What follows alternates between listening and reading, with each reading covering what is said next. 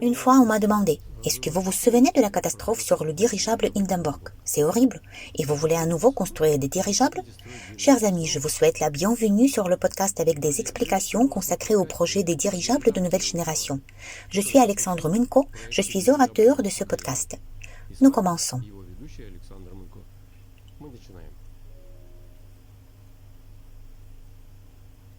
Oui, nous voulons à nouveau construire des dirigeables et faire revivre la construction de dirigeables en Russie au XXIe siècle. Grâce à Vadim Zubkevich, chef adjoint de la direction des projets de la société Aeronova et concepteur en chef des dirigeables, aujourd'hui nous allons parler de la raison pour laquelle les dirigeables ne sont plus aussi dangereux et les passagers et les marchandises qu'ils transporteront sont mieux protégés que dans un avion. Je remercie Vadim Zubkevich pour les informations fournies. À mon avis, l'histoire de toutes les catastrophes des grands dirigeables des années 20 et 30 s'explique par trois raisons. La raison la plus importante est qu'ils ont volé avec de l'hydrogène inflammable, ce qui nécessite un contrôle très attentif des fuites d'hydrogène.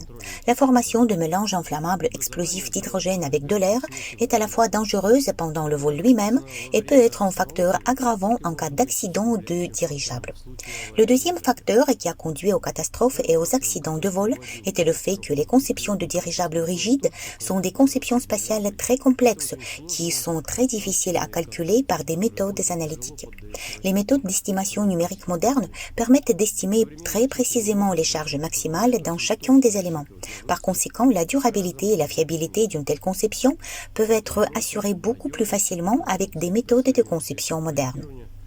Et troisièmement, il n'y avait pas encore de normes de navigabilité développées et les dirigeables ont été conçus sans pouvoir tenir compte de toute l'expérience. Il n'y avait pas de normes de résistance aussi développées, ni de normes de navigabilité, de ce qui peut être fait, de ce qui ne peut pas être fait, quels éléments doivent nécessairement être présents dans la conception. Et le facteur aggravant était bien sûr que toutes ces catastrophes de grands géants rigides du passé agissaient de manière très déprimante sur la conscience publique. En outre, la guerre se rapprochait et les dirigeables pour la guerre sont là pour la plupart inutiles. C'est plutôt un aéronef pacifique pour le transport de passagers et de marchandises. Cependant, tous les fonds à cette époque ont été investis dans le développement de l'aviation militaire. Par conséquent, les dirigeables ont été oubliés. Maintenant, avec les méthodes de conception modernes, avec des matériaux modernes plus solides et plus légers, la conception du dirigeable sera beaucoup plus résistante et plus fiable. En même temps, les méthodes strictes de certification, comme pour tout aéronef, prescrivent des normes pour le matériel de traction et la redondance des composants principaux, ce qui rend les dirigeables de nouvelle génération beaucoup plus sûrs que les dirigeables du passé. Mais la principale composante de la sécurité aujourd'hui est que nous n'allons pas voler en utilisant de l'hydrogène dangereux, mais plutôt de l'hélium qui lui est sûr. Et même en cas de fuite, de dommages, d'atterrissage difficile ou que Dieu nous en préserve, même en cas d'accident, aucune inflammation du gaz ne peut se produire. Cependant, un dirigeable est un aéronef qui doit être conçu en tenant compte des normes prescrites et qui doit également être utilisé selon ces normes. Le dirigeable n'est pas un aéronef à grande vitesse, c'est un appareil plutôt flottant, ce qui signifie qu'il est plus exposé aux turbulences atmosphériques. Par conséquent, l'exploitation d'un dirigeable correctement conçu, avec toutes les normes certifiées, bien sûr dépend inévitablement des restrictions aux conditions météorologiques. Dans certains cas, ces restrictions peuvent être plus strictes que pour les avions ou les hélicoptères, mais pas toujours. Si le dirigeable est correctement exploité, les vols seront absolument sûrs. Si par exemple les vols ne sont pas autorisés dans des conditions de givre intense, pas du givre simple, mais un givre très fort, de très fortes chutes de neige qui sont également dangereuses pour les dirigeables car la neige peut coller sur la coque et augmenter le poids de l'aéronef, ainsi que de la turbulence atmosphérique et de fortes formations orageuses. Ce type d'exploitation, bien sûr, est inacceptable. Il faut éviter ça. La météorologie moderne et les données sur l'état de l'atmosphère et de l'air permettent de prédire de tels phénomènes avec une grande probabilité. Et vous pouvez organiser le vol du dirigeable en tenant compte de ces conditions, à savoir quand est-ce que vous pouvez voler, quand vous ne pouvez pas le faire, où vous pouvez voler, etc. Les mêmes restrictions s'appliquent à l'exploitation des avions, évidemment. Les avions et même les hélicoptères ne sont pas non plus exploités sous toutes les conditions météorologiques. Par conséquent, le dirigeable est un moyen de transport qui est limité par certaines conditions météorologiques. Ces restrictions doivent nécessairement être respectées et ne sont pas à transgresser. Quelles sont les autres raisons de la sécurité des dirigeables? Le dirigeable est un aéronef relativement lent. La vitesse de vol a une très grande influence sur la sécurité, car l'avion vole très rapidement et en cas de situation défavorable, le pilote doit prendre une décision très rapidement. Le pilote du dirigeable n'a pas besoin de telles réactions rapides. Par conséquent, le dirigeable lui-même est assez stable, c'est-à-dire qu'il a un centre de masse situé en dessous du centre d'application de la force aérostatique.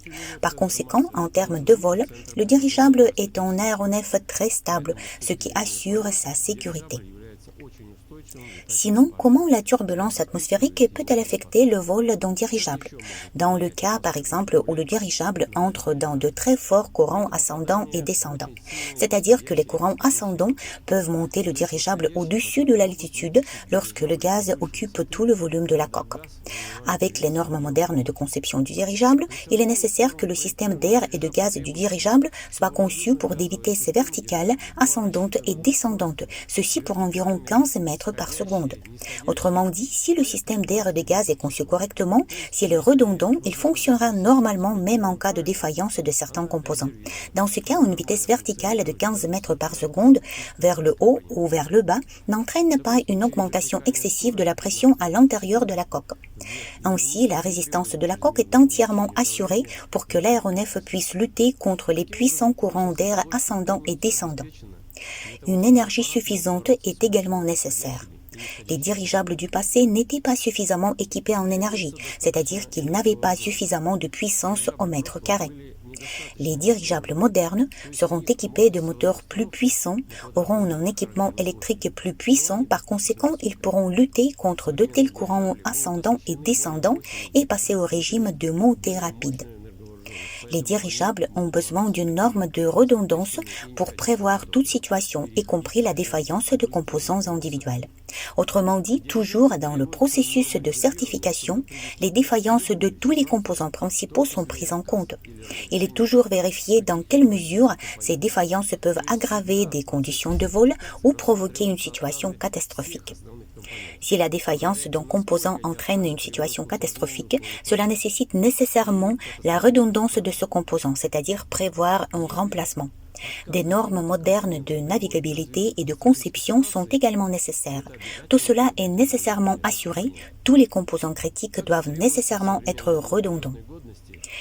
Il y a aussi une autre exigence obligatoire.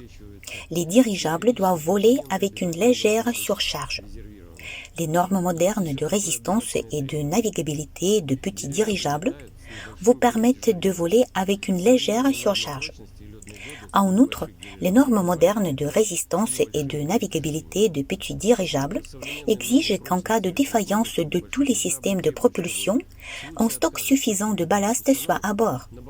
Lors de la chute du ballast, le dirigeable peut passer à l'état de vol libre afin que le pilote puisse choisir un site d'atterrissage et atterrir en toute sécurité. Dans ce cas, bien sûr, la structure sera endommagée. Cependant, il faut voir à quel point elle sera endommagée. Très probablement, ce ne sera qu'un endommagement partiel. Et fondamentalement, le dirigeable doit être restauré. Mais pour les marchandises et les passagers, ce sera absolument sûr. Ainsi, les vols sur des dirigeables de nouvelle génération seront absolument sûrs pour les marchandises et les passagers. Même si nous subissons une perte totale du gaz dans un petit dirigeable à coque souple où il n'y a pas de structure rigide, la forme de cette coque est maintenue par une pression interne. Les normes de navigabilité de ces petits dirigeables exigent qu'il y ait un dispositif inséparable dans la membrane qui sépare le compartiment du gaz de celui de l'air dans la coque d'un tel dirigeable. Ainsi, en cas de perte de l'étanchéité de la coque à la suite, par exemple, d'une légère collision avec un aéronef en moteur, le gaz commence à s'échapper de manière intensive. Dans ce cas, nous allons ouvrir cette membrane et tout le gaz de levage est remplacé par de l'air. Même dans ce cas, nous conserverons la forme de la coque. Selon nos estimations, même si tout le gaz dans la coque est remplacé par de l'air et que tous les systèmes de propulsion sont obsolètes, la vitesse de descente d'un tel dirigeable sera d'environ 8 mètres par seconde, en raison du fait que la coque est toujours un puissant facteur de freinage. C'est la vitesse à laquelle les parachutistes descendent avec des parachutes sportifs, et un tel atterrissage sera absolument sûr pour les passagers ou les marchandises. Résumant tout ce qui a été dit, on peut noter que le matériel moderne, les exigences modernes pour la conception des dirigeables, l'utilisation moderne de l'hélium non combustible et sûr rendent le dirigeable non moins sûr, voire plus sûr que les aéronefs, les avions et les hélicoptères traditionnels.